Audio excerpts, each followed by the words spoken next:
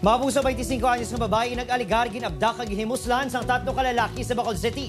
Kapulisan nagapangita na sang CCTV footages nga makapamatuod sa insidente kag makabulig sa investigasyon. Yaring balita nga aton gintutukan. Ginbuligan sa isa ka residente ang 25 anyos nga babayi pasulod sa Ilabalay sa Barangay Banaco, Bacolod City gabi sa Mayo 31. Haluson makatindog kag hindi man may istorya ang babayi. Ang underwear sini ang ginhigot pa sa iyatil.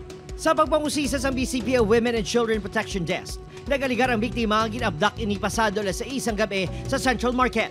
Gintayan ini isang armas kag ginpahog sang tatlo ka mga lalaki. Ginpaidalom na sa medical legal examination ang biktima. Maguha na ang iyang results ang iyang medical legal examination and dito ta pa lang sir no makonclude kung siya ng sexually abused gid man or hindi kay expert lang na like doktor ang makahambal. Ginapanghandaan na sa WCPD ang mga posible patuman niya intervention agud magiyahan ang biktima kag pamilya sini. And as of this date, hindi man kami makakonclude nga there is really abduction or gang rape.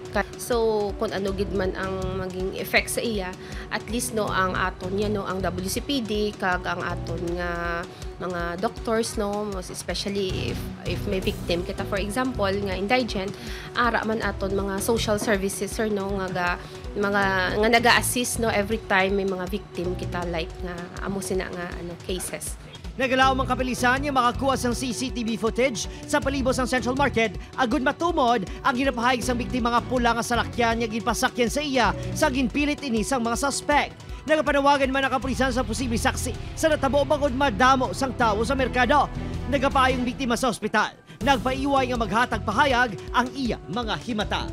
Opo, Kiril Casillo, Adrian Priatos, 1 Western Visayas.